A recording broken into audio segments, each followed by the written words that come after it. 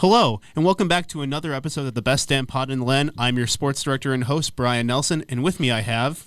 I'm your one and only assistant sports editor, Andy Anders.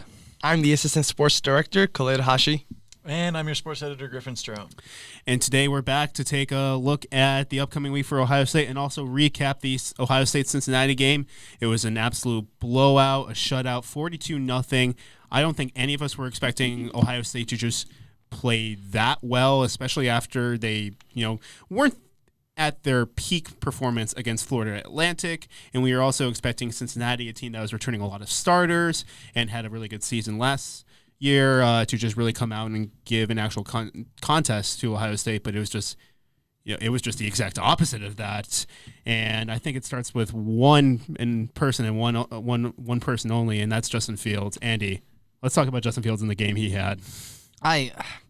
I mean, it's amazing how fast he's adapted to this offense. I was expecting some growing pains, just a little bit. You don't expect Cincinnati to come in and beat Ohio State, but you also don't expect a 42-0 shutout where Fields goes 20 for 25, and that's including a couple throwaways.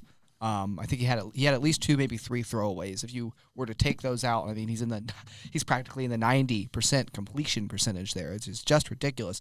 His poise in the pocket, his decision making has grown a lot since week 1. We saw against Florida Atlantic he had more issues hanging in the pocket too long, not being decisive with himself and just determining, this play isn't working. Am I going to scramble? Am I going to get outside the pocket, try to find somebody, extend the play? What am I throwing the ball away? What am I doing? And that decision-making was happening faster against Cincinnati. Not perfect. There were still some plays on his one sack he took. He got it was 6 seconds that he held the ball before he got sacked, which is way too long. You want it out in 3 or 4 max. But you got to love the increased decision-making and the decisiveness and the poise that Justin Fields showed against Cincinnati. Definitely. Mm-hmm. Yeah, and one drive in particular that really stood out to me was it was actually that drive. I believe it was right after the blocked field goal, if I'm not mistaken, by Chase Young. And then that was the same drive as the McDonald had the seizure, actually. So it felt a little bit jilted, but the drive went, I believe it was 87 yards in like a minute and a half or something like that, maybe 2 minutes. And it was set up on three big completions back to back by Fields to drive right down the field. And then they punched it in with JK for, I believe, like a 4-yard touchdown run. And that was just a super efficient, super just drive right down the field. And he just looked super crisp on that drive, I thought. Something that I decided to take away from this game is a fun fact that I read after the game was that Dwayne Haskins' performance last year and Justin Fields' performance this year through 2 games are almost exactly identical. They have the same amount of passing yards, same amount of touchdowns. Only difference is Justin Fields doesn't have that 1 interception. So that's been my biggest takeaway is the fact that he's been pretty careful with turnovers. He's been making great decisions. Like Andy said, he completed 20 out of 25 passes, and really those 5 passes weren't bad throws or anything like that. A couple of them were actually throwaways. So he's been taking care of the ball, and looks like he's been taking steer of this Buckeye team, and looks like he's become a leader for these guys. And I think another thing to highlight in the comparison to Dwayne Haskins is the fact that Haskins had a year of experience in the Ohio State program before he actually started. 2 years. 2 years, yes, 2 years. Thank you for correcting me. Justin Fields, he doesn't have that. He just came in as a transfer from Georgia, and obviously he had a year of experience in their program, which is definitely something that helps a lot. Georgia's one of the best programs in the country. But, I mean, just coming into Ohio State and immediately being able to adapt that quickly on the field is definitely something to commend. Yeah. Mm-hmm. And a credit to the O-line, like you were saying, they've been taking care of him, keeping him clean in the pocket. But I feel like he's also been using that a little too much. Like Andy said, when he was holding onto the ball a little too long, it seemed like he was back there in the pocket for a really long time. And it was like, at what point are you just going to throw it away? And he ended up taking that really bad sack. Right. Or scramble, or he's got these great feet, right? If you get outside this pocket, you don't see anyone, you got to go, or throw the ball away. Taking sacks is the last resort as a quarterback. You don't want to turn the ball over, honestly. Especially a blindside hit too. Right, something you don't want to take. The offensive line really impressed me. Just the way to go from Florida Atlantic, who was the 93rd ranked scoring defense in the country in 2018. And the way Florida Atlantic, at least in the second quarter, stagnated the offense, confused the Buckeyes with all the different blitzes they showed up front, the lateral movement of their defensive linemen, and just really the Ohio State offensive linemen got confused in that game a little bit. Started overstepping people, maybe being a little too aggressive when they should have been more subtle. And it was a matter of chemistry, right? Guys weren't getting beat just straight off the ball. Anytime they engaged a Florida Atlantic lineman, they were pushing him back. Right. But against Cincinnati, then, you've got this top 10 defense rolling in with a defensive mastermind, essentially, in Luke Fickell and his staff with Marcus Washington, I believe is his defensive coordinator. And Fickell is known for designing these creative blitzes, similar looks to what Florida Atlantic gave Ohio State. And all of a sudden, they kept the Cincinnati defensive linebackers out of the backfield almost entirely, communicated a lot of various blitzes, various looks that Cincinnati gave them, and then Dobbins also exploded behind that O-line. Yeah, speaking of Dobbins, last week he had his 91 yards, and you could tell like nobody on the offense was pleased with his 91-yard performance because it didn't even look like he gained 91 yards. Every run seemed like it was just a 2, 3, 4-yard gain, and it was just very hard earned. And then this week, he got what he asked for. He broke out and had multiple big runs. I think he had a 24-yard run and then also the 60-yard big one that he scored on. So, yeah, the offensive line did a great job of opening up holes. On that scoring touchdown, it was a huge gap where it seemed like J.K. just had nobody in sight and just took off. So it was good to see him bounce back with a huge game, and he did that all in the entire first half. Mm-hmm. And another factor was the fact that we got to see Master Teague take another step up into that backup position and take kind of grasp on it. And he's kind of a different back from J.K., where he's more of like a ground and pound. He's the workhorse in the back, where it's nothing flashy. He's not gonna go outside. He's gonna put his face down and just kind of go into the gap no matter who's in there. Mm-hmm. Yeah, and guys, Dobbins is a guy that's hard on himself. All offseason, he talked about how his, last season was a disaster for him. Supposedly, he said it was terrible. And failure. Failure. And then even after last game, we talked about that. In the last 3 quarters of the game, he had only 46 yards on 15 carries, which those aren't the numbers you would expect him to put up on a defense like that. And you heard Coach Day say that J.K. was irritated all week. J.K. himself said that he played bad. It wasn't even just the fact that he couldn't seem to hit that second level, but he also did have that fumble, which Day called unexcusable. And so I think he was hard on himself. But he said that coming into this week he was more focused. He wasn't letting everything else around him affect him as much. And you saw him have a super efficient day, just 17 carries and 141 yards. And but it's still, after the game, he still said that he could play better. He could play a lot better. He thought his performance was okay. So, and he didn't even get a carry in the second half as well, guys. I mean, if he kept running that ball, he could have definitely vied to set a new career high for himself. I believe his career high was 203 yards against Maryland last year when he had like 37 carries, something like that. And I think they took away his helmet in the second half, trying to preserve him a little bit. Obviously, you would probably assume that J.K. wanted to play in that second half, but it was a smart decision to just kind of keep your guys healthy. And if a guy broke out that big in the first half and you have that big of a lead, there's no need to really play him in the second half. Now I'm just trying to think of, what would constitute as a good game for J.K. Dobbins. Right. And, it's obviously great that he has all these high expectations for himself. And I do think with, kind of the shift in the offensive play calling going from, just spread and shotgun to having this, development with the under center offense, I do think that kind of works in favor for Dobbins and can, be used to give him more looks, especially when you have another run threat like Justin Fields in the backfield. Mm-hmm. It allows for more flexibility and versatility for the, explosiveness that Dobbins has in the backfield. I think we saw that against Cincinnati, and I do think that's something we're going to be able to see against Indiana as well this upcoming week. Yeah, and just a side-off note, Dobbins had like 180 yards on the ground against Indiana a couple years ago. He had another 100 total yards last year against them as well, so he might go off next week. Yeah, he just might. Just might. Well, another, obviously the run game is going to be very important against Indiana, but I do want to highlight some of the wide receivers and the games they had against Cincinnati, because Justin Fields, obviously 20 for 25, he was on fire, but I do think credit goes to all the wide receivers that are catching those passes and everything. I mean, Garrett Wilson had his first career touchdown reception, and it was a beautiful catch. Oh, yeah. Mm-hmm. Yeah. Moss the guy, yeah. Yeah, exactly. So it's obviously great to see a young player like him step into the spotlight and get a catch, and especially Absolutely, and the ball was actually distributed pretty evenly through the receivers. The week before against Florida Atlantic was the tight ends getting all the love. Mm-hmm. This week it seemed like all the receivers were getting love. You had Benjamin Victor, Chris Olave, and KJ Hill, who all had over 50 yards receiving, and then you had Garrett Wilson with the touchdown grab, his first of his career. So it was good to see the receivers all get in on the action this week and have on fun. Mm-hmm. And now, Griffin, you and I have talked about this a little bit just over the past couple of days, but one wide receiver I do want to highlight just a little bit is Benjamin Victor, and just kind of like the consistency that he's been displaying throughout these two games.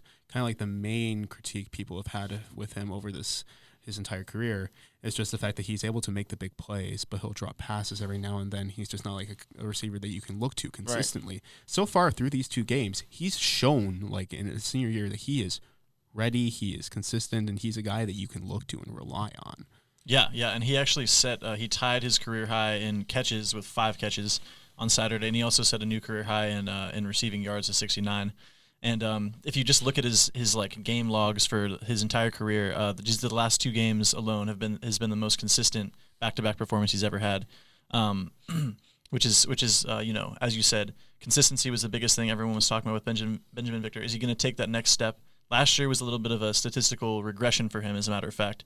And but Ryan Day said today even that they're going to need Victor to perform like Paris Campbell, like Terry McLaurin, like Johnny Dixon last year, just consistently and just making those big plays as one of the best receivers on the team this year, and a senior that they're really looking for.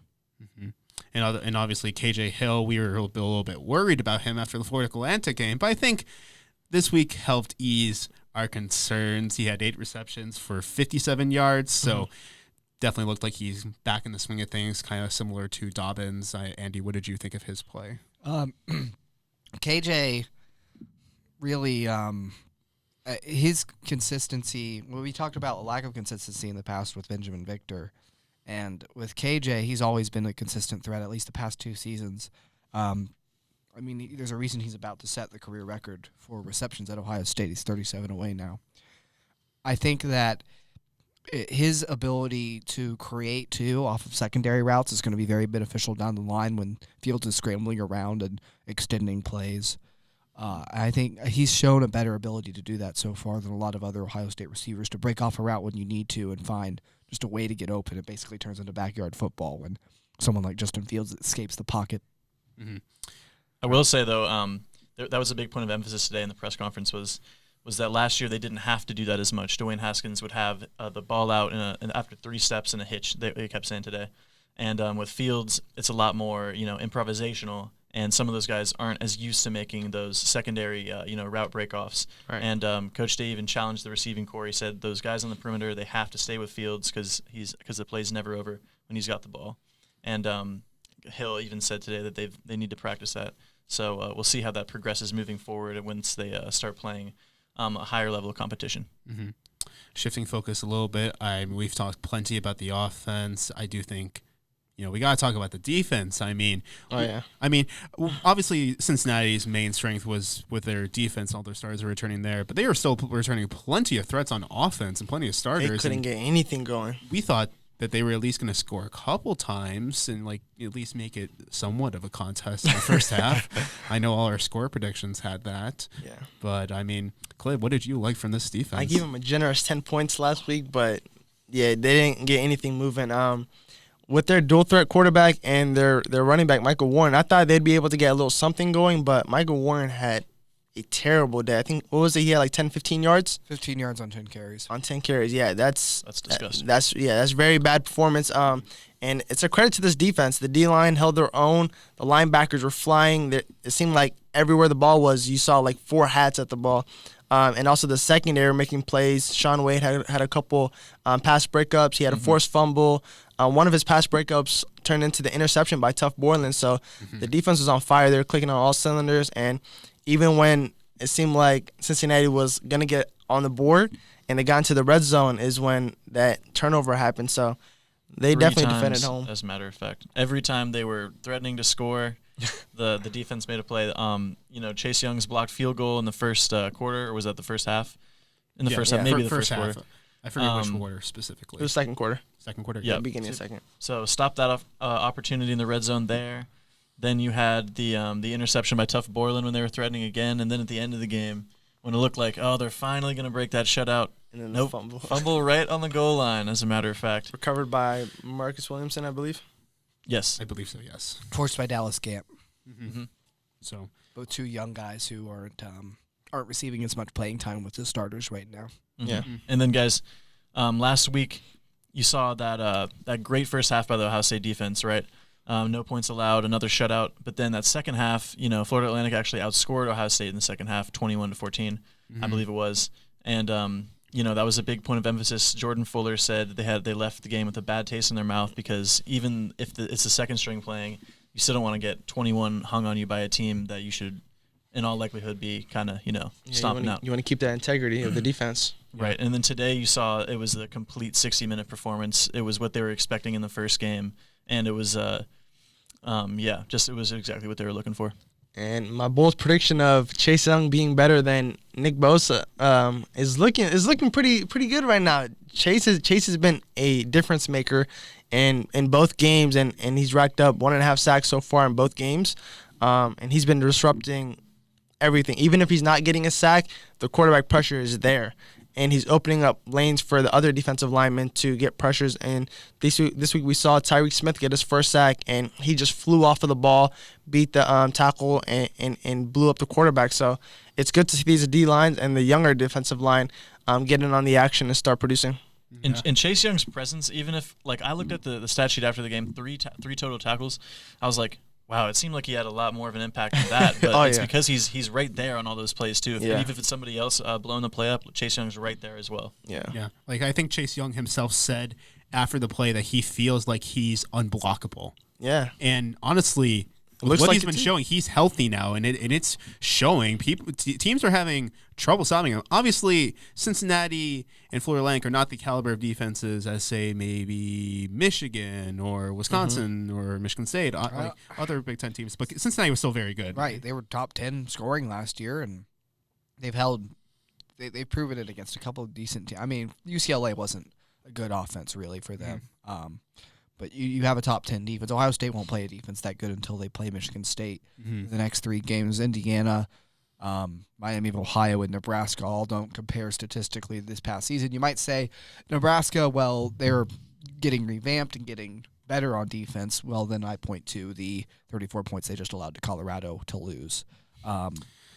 So this is the best defense that Ohio State will play until Michigan State. Yeah, and even with Chase Young, even though 1.5 sacks isn't a slouch, that's pretty good production, and a lot of what he does doesn't really show up in the stat sheet. He's just very disruptive, and he's always around the ball, always forcing the quarterback to make quicker decisions and making the running back switch lanes and things like that. So a lot of what he does doesn't really show up on the stat sheet, but he is a difference maker on that D-line for sure. He's just like the one player, like every play, he's doing you have to know where he's at. Something. You have to know that he's going to be getting into the backfield as fast as possible, and you do have to either double team him or just really be confident in yourself that you can stop him. Yeah, because it's going to be really tough to do so.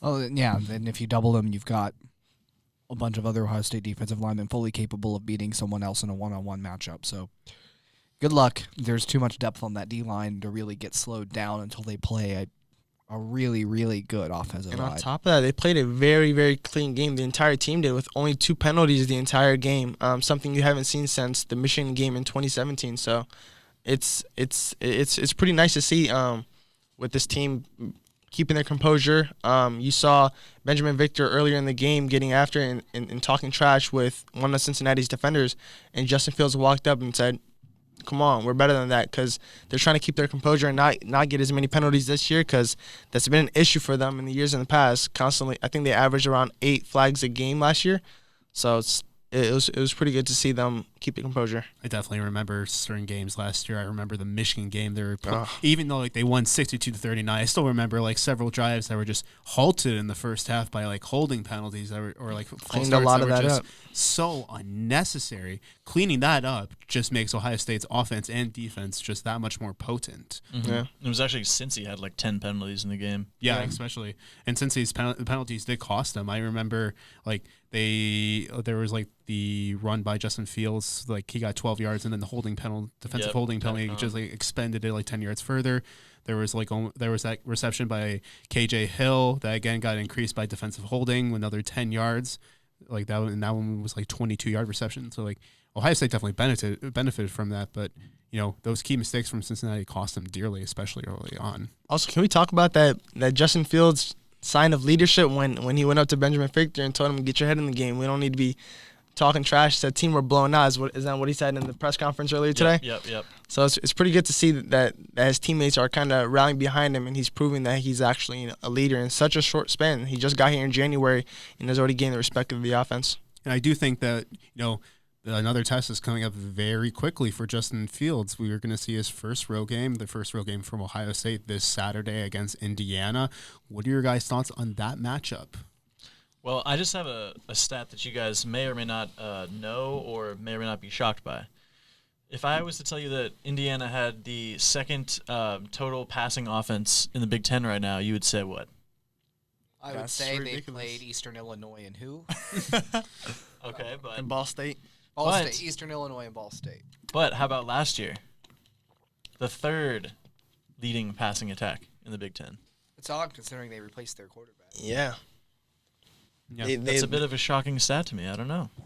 And it is. And another thing to just point out when looking at the Ohio State and Indiana matchups, Indiana is definitely not one of the premier football schools in the Big Ten, but they do play Ohio State pretty well. Yeah. In the past 5 matchups, the lowest amount of points they've scored is 17. Often they're scoring 21 or 27 and making the game a lot more competitive than realistically it should be. Right. So definitely coming off this 42-0 shutout victory, I think Ohio State's flying high, but I don't think they should be caught off guard because Indiana's not a team to necessarily be underestimated. They know how to play Ohio State. Yeah. They know how to be physical, and they know how to wear a team down. And this Indiana team is that backfield is looking pretty different. So last year they had the traditional pocket passer in Peyton as their quarterback, and then this year they switched Peyton Ramsey. Yep, and then they switched this year to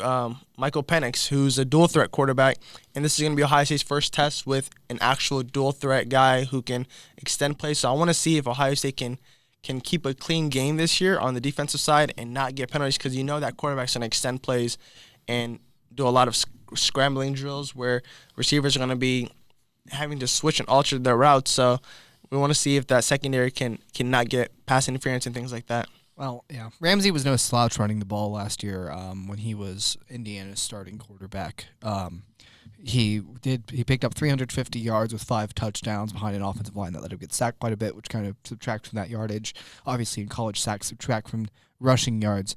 He's not nearly the runner Michael Penix is for sure. Penix in 2018 was Peyton Ramsey's backup, and now to see him jump is very interesting. I believe, are they the same? Oh, no, they're not the same class. Penix has been in the program 1 year less than Peyton Ramsey. Peyton Ramsey's a junior. Penix is a redshirt freshman. And the coach said it was because of the upside that Penix provides that is the reason why he jumped him in the depth chart over this offseason. Right. If we look at what he's done in these first 2 games here. Yeah, I have his stats up here as well. He's the second leading rusher on this team. 38 for 60, 523 yards. Passing, rushing, 124 yards. Well, 79 yards, my bad. 9 carries, 79 yards in 2 games.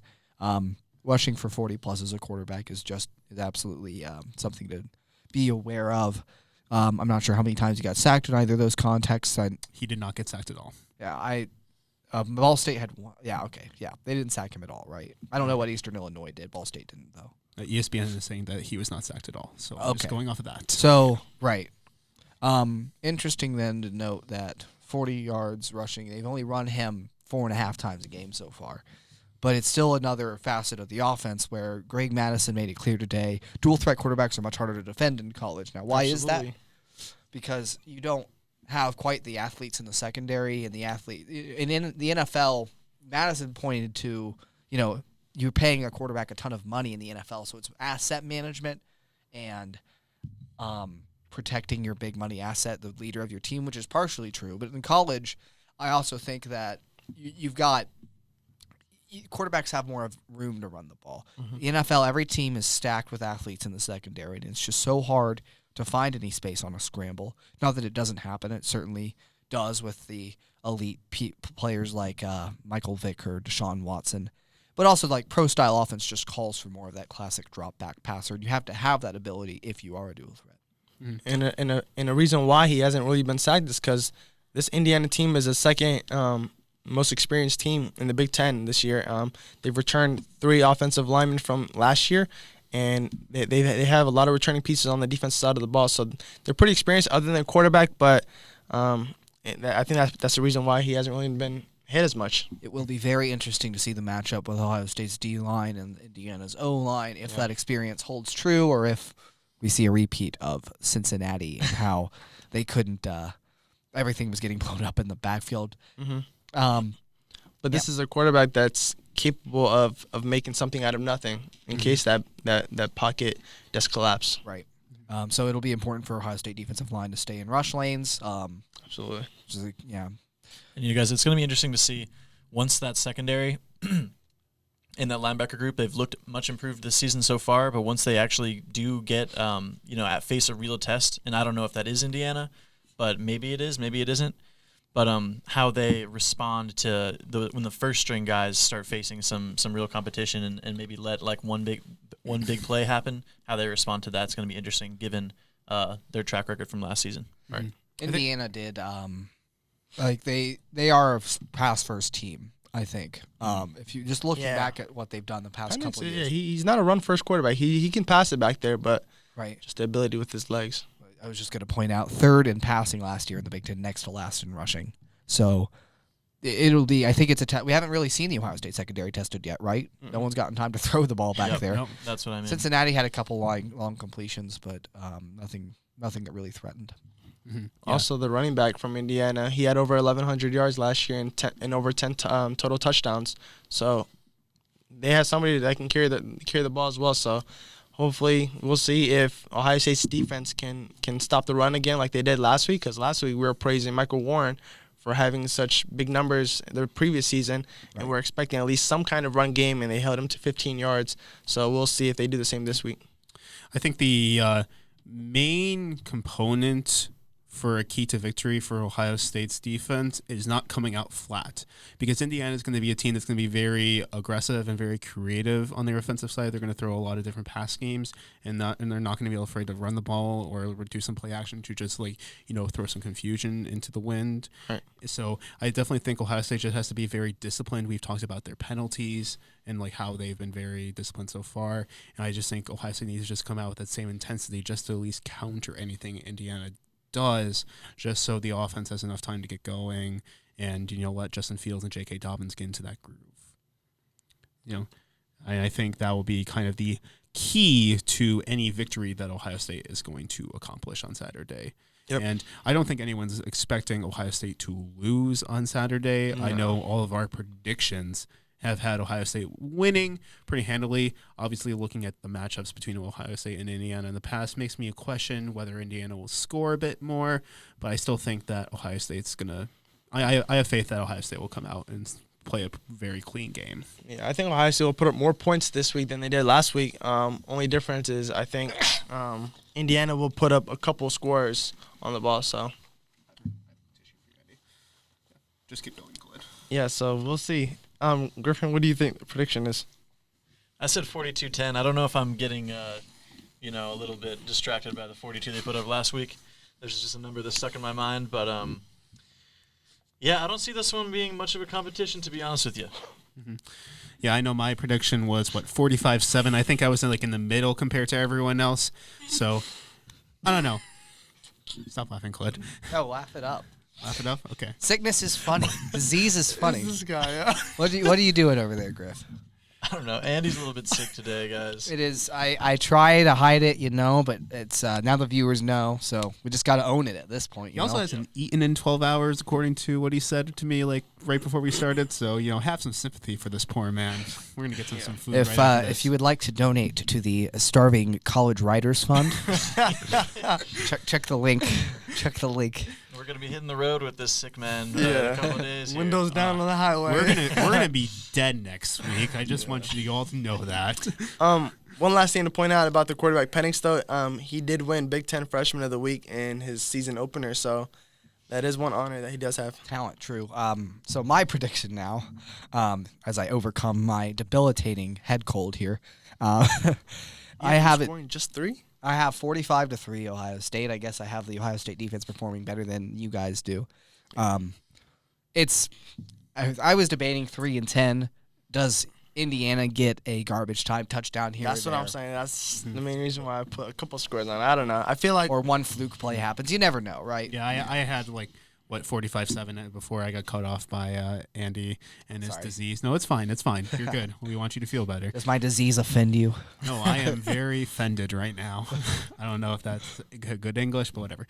Anyway, I just think like I've been talking about my faith in like Ohio State just playing clean, and I think that's just going to be the key to overwhelm this Indiana offense and anything they might have to throw.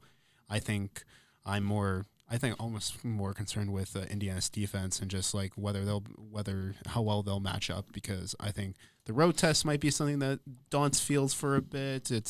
I don't really know if Indiana is really the road I don't know if area where no, they're I don't think look at my score prediction. I think Ohio State's going to play great. Yeah. I just think that it's his first road test, and I think that's something that should not be understated. He's played in 2 very home friendly atmospheres, and playing in the shoe definitely gives you a spring in your step.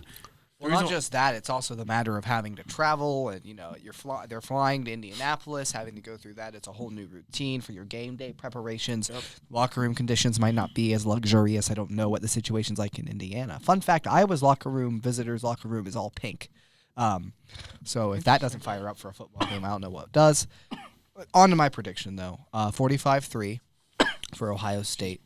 I just think that there's really Indiana might come out a little motivated, and Ohio State has they're always going to have that big target on their back. But really, if Ohio State only lets Indiana hang in this game, if they let them hang in this game, right? I think that they're going to come out motivated because it's the Big Ten opener, it's on the road, and overall, this defense is really, really out to prove something right now. Oh, yeah. The motivation, they are pissed about last year. I will say they have a lot less Ohio natives on that team, from 74 from Cincinnati to now just 8 guys. Now, that surprises me. Most Big Ten teams draw a lot of talent from Ohio. Yeah. I guess Ohio State's been taking them away. Yeah. I mean, they have put an emphasis on trying to keep their homegrown guys. Mm-hmm. That's true. They have done that, and that's something like Brian Hartlight's been key in, accomplishing with like how good he's been as a recruiter and everything. But I do want to move forward. I think we've covered enough football. So I do want to highlight another Ohio State team that had a very good week. That's right, folks. The men's soccer team. They won twice. After winning. Yeah, they're 3-1 right now. They won both their games this past week after winning exactly one game the previous year. And wow. Yeah, wow is right. I mean, Are they on to something? I think it's the new transfers that have been coming in, because Joe Ortiz, he's a junior transfer from Air Force. He was named Big Ten Offensive Player of the Week today. Wow. Yeah, offensive. That's a pretty high praise. Big honor for Especially a team that considering couldn't he's score. a defender. Yeah, That's insane. he's a defender. Yeah, I didn't know it was offensive. That's actually insane. Yeah. The transfers are transforming the Ohio State soccer team. Absolutely. I see what you did there. Yes, I hope you did. Yeah, no. Ortiz, he scored the overtime game winner for Ohio State, and it's win at Dayton.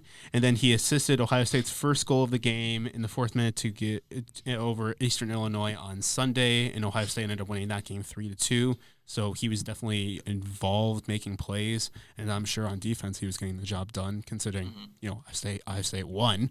Right. And we did joke about Brian's lack of soccer knowledge last week, but it appears he's gone full dive into this in the world of soccer. The world of football this real. week. Okay, I did research just to make sure I didn't look like a complete idiot. I'll take being a half The idiot. whole background research on this guy. The real football, or the Real football, if you prefer. Yeah. Right. So. Yeah, but no, it's definitely something to be commended. Like the Ohio State men's soccer team, they seem to be turning things around. Yeah, when you do good things, we'll talk about you here on the best damn pod on the land. Exactly. Right. Don't come Field easy. hockey. No. I We haven't. We didn't really. We haven't Talk really, about we this haven't really before. talked about field hockey that much either so far. They've had a pretty good start to their Aren't they season. undefeated? They're 3-1. They 3-1. lost. They lost to Virginia on Sunday, but they had Were pretty undefeated. convincing victories against UMass and James Madison. They shut them out. Boston. They won against Boston. That was a 3-2 victory. But even then, it just seems like this team's just playing well so far. They're nationally ranked, which Yeah. is I don't know how common that is for Ohio State field hockey. Maybe we should be more on top of that. Next but week. Next week, okay. Instead Next of week we'll give you the full dive on field on hockey. field hockey. When we begin Brian's weekly field hockey and soccer stuff, Yep. I'm just gonna start learning a new sport every single week. the spin-off podcast. But trust me, once we get to baseball in the spring, Oh, boy. I'm gonna be going all out. Right there with you. That's my jam.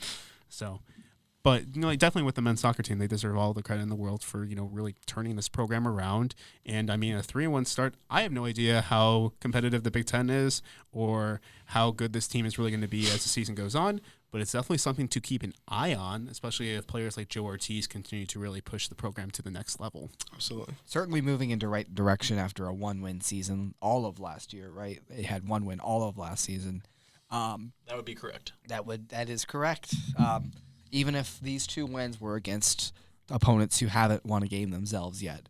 I think the way Brian Masonoff has turned that program around is really, really commendable. The shape it was in when he arrived, you really can't fault him for that 1 win season in 2018. But the transfers he brought in, it's a revamping of this men's soccer program at Ohio State, and it's something to watch for. Mm-hmm. Well, I do think that is all we have time for today.